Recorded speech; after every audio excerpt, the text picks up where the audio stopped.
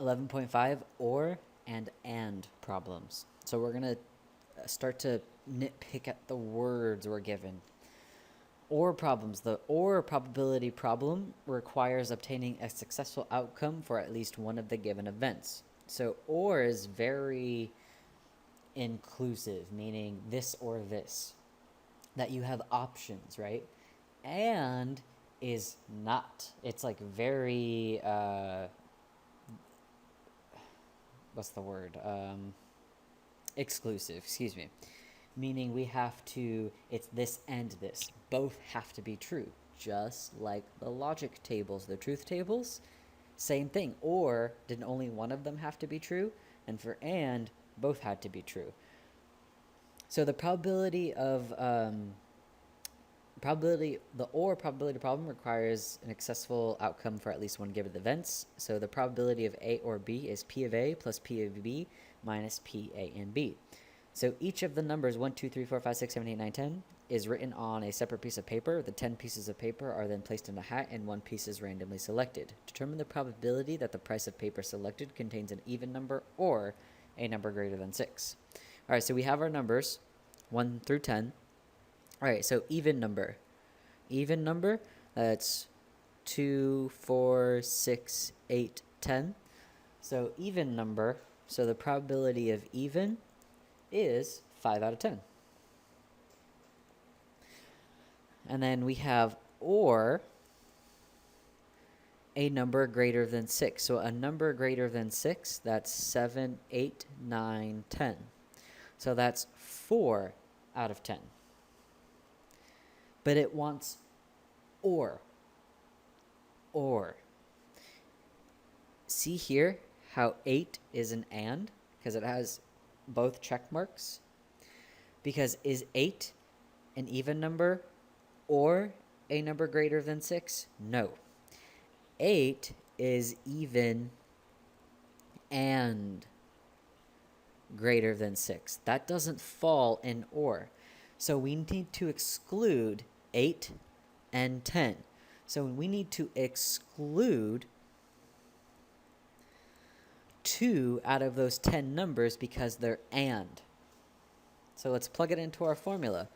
So the probability of an even number or a number greater than 6, that's the probability of A, which is the first thing happening, 5 out of 10, plus the probability of B, which is the second thing happening, that's the greater number greater than 6, which is 4 out of 10, and we need to exclude the and region. So we need to exclude minus 2 out of 10.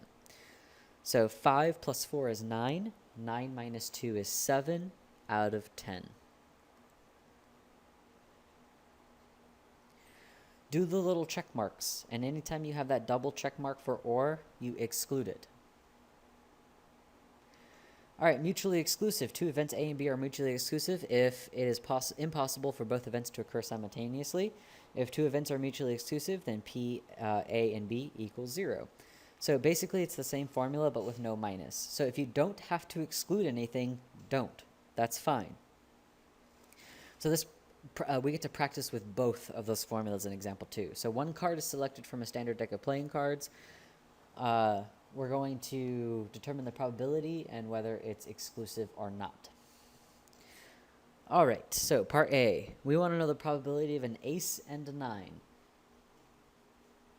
So ace or 9, sorry. So the probability of ace or 9. They have nothing in common. I cannot pull up ace and 9. That doesn't exist. It's either ace or 9. So I don't need to exclude anything. There are 4 out of 52 cards that are aces. There are 9 out of 52 cards that are 9s. I mean 4 out of 52 cards that are 9s, which is 8 out of 52 or 2 over 13. All right, B. We know the probability of an ace or a heart. Now, I have to exclude something because we have an ace of hearts.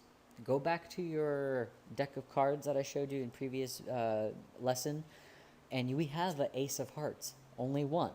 So we have one card that is an ace and a heart. So since we have that, we have to exclude it because we want or. So the probability of an ace, there's 4 out of 52 that are aces. Hearts, there are 13 out of 52 hearts, but one of them is both. So we need to take it out. So minus the ace of hearts. So when we do 4 plus 13, we get 17. 17 minus 1 is 16. So we have 16 out of 52, which reduces to 4 over 13. Alrighty, part C. We want to know the probability of a red or black card. The probability of a red or a black. Think about a deck of cards. The whole deck is red or black. The whole deck, it's either red or black.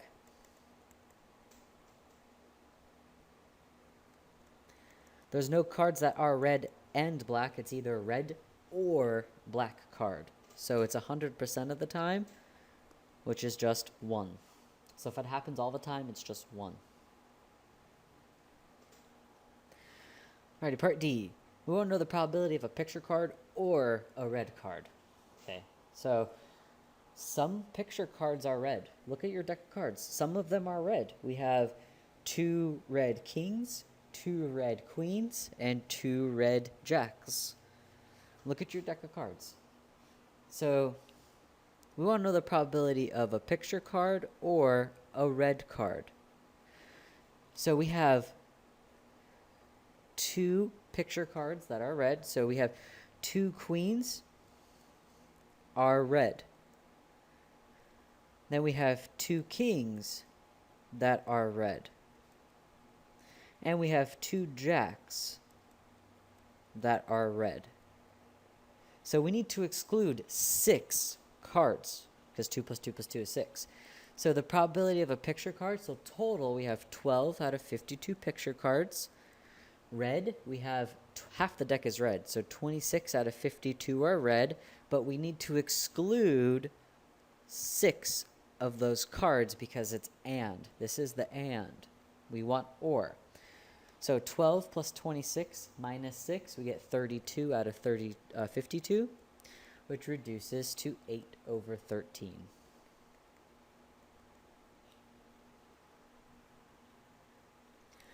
With replacement, when a unit selected at random from the population is returned to the population and then a second element is selected at random. So with replacement meaning I have a bag of marbles, I pick a marble, I count the data, I put it back. Without replacement, I have a bag of marbles, I pick a marble, I put it on the table, I leave it on the table, I don't pick it again. And problems. The and probability problem requires obtaining a favorable outcome in each of the given events, and it's PA times PB. Since we multiply to find A and B, this formula is referred to as the multiplication formula. When using the multiplication formula, we always assume that event A has occurred when calculating probability B. So meaning we're assuming it happens. It happens. So if it says what's the probability of a red marble, I pick that red on the first one. That's what it's telling you. All right, example 4. 2 cards that to be selected with replacement from a deck of cards determine the probability that 2 spades will be selected. So we're picking 2 cards now. So we have our first and our second pick. So with replacement means we put the card back. So total, we have 52 cards and 2 spades. So the probability of a spade is 13 out of 52. And so we pick the card, it's a spade, we put it back. So we put it back, we shuffle. So the probability again is 13 out of 52. So we multiply 13 out of 52 times 13 out of 52. And we get 169 over 2704, which reduces to 1 over 16. As we can divide by 169. So if I had a deck of cards and I picked a card and it was a spade, Okay, and then I put it back and I shuffle the deck and I pick another card and it's a spade. That's going to happen 1 out of 16 times. Do it. Seriously, if you have a deck of cards, do it. If you want to buy a deck of cards, buy it off of Amazon. They're like $2. At Target, they're like $6. So buy a deck of cards from Amazon, not from Target or Walmart. They're way expensive there. Don't know why. Or go to the dollar store. All right, example 5. So we're doing 2 cards are to be selected without replacement from a deck of cards. Determine the probability of 2 spades. So without replacement, meaning we're not putting it back. So we have 2 cards we're picking.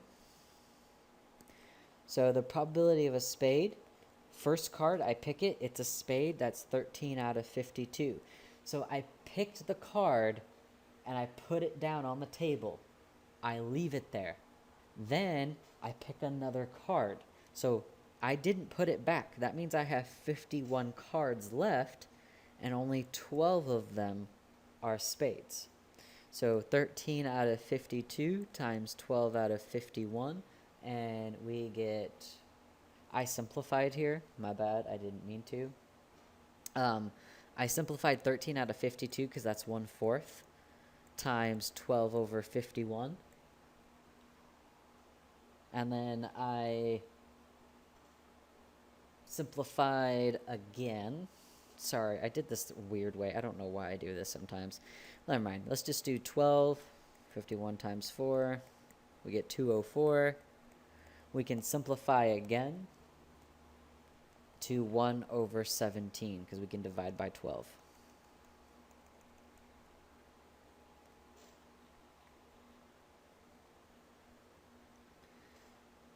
Independent events. Event A and Event B are independent events if the occurrence of the either event in no way affects the probability of the occurrence of the other event. So dice, tossing coins, those are independent. Dependent, 2 events are considered dependent if the occurrence or the outcome of the first event changes the probability of the next event occurring. So in general, in any experiment in which 2 or more items are selected without replacement, the events will be dependent. So if it says without replacement, it's dependent. So 100 people attend a charity benefit to raise money for cancer research. 3 people in attendance will be selected at random without replacement. And each will be awarded 1 door prize. Are the events of selecting the 3 people who will be awarded the door prize independent or dependent? Dependent. Why? Without replacement. But what if it doesn't say that? What if we're like, I'm not 100% sure? I'll show you how to break it down. So we have 3 people we're picking. That's 1 out of 100. Our second one. So if we pick someone, there's only 99 left. And if we pick another person, there's only 98 left. You see how we're going down by 1 every time? That's how I know it's dependent. Because if I pick, so say that this is Hank. So Hank is picked. So say he wins, he can't win again, right? So then that only leaves the rest of the people to win. So that's why it's dependent. All right, drug reaction. A new medicine was given to a sample of 25 of Dr. Nick's patients with flu symptoms. Of the total, 19 patients reacted favorably, 2 reacted unfavorably, and 4 were unaffected. 3 of these patients are selected at random. Determine the probability of each of the following. All right, so we want to know the probability of all 3 reacted favorably. So 3. We're picking 3 people. First, second, third. And we're talking about favorable. So 19 were favorable. So 19 out of 25 people. So if I pick the person, I can't pick them again. Data doesn't work like that for drugs, right? For when they're testing drugs at the FDA, that person can't be counted twice. So if that person is selected, only 18 are left out of 24. And if that person is selected, there's only 17 left out of 23. You're just subtracting by 1 every time. So you multiply them together, and when we do, we get 969 over 2300, which is about 42%, and that's 0.42. So about 42% of them, if you do 3 of them, will be favorable. So meaning, if I had this data of 25 people, and I picked 3 random people, 42% of them are going to have reacted favorably. All right, part B. The first patient reacted favorably, the second reacted unfavorably, and the third reacted unaffected. So we still have 3 patients we're picking. So our first one is the first patient acted favorably, so that's 19 out of 25. The second one reacted unfavorably, so 2 were unfavorable, but that's out of 24 people now, because we already picked a person. Then our third pick is unaffected. So unaffected, it's 4 were unaffected. So 4 were unaffected. Now we have 23 people left. So 19 times 2 times 4, we get 19 out of 1725, which is about 0.0110 or 1% of the time. Because that's very specific things you want, right? I want the first to be favorable, the second to be unfavorable, and the third to be unaffected. So those are very, very, very specific parameters. So that's why it's 1%. Alrighty, part C. No patient reacted favorably. So no patient reacted favorably, so that's the rest of them. So not favorable, we have 2 that were unfavorable and 4 that were unaffected. So those are not favorable, technically. So 6 weren't favorable.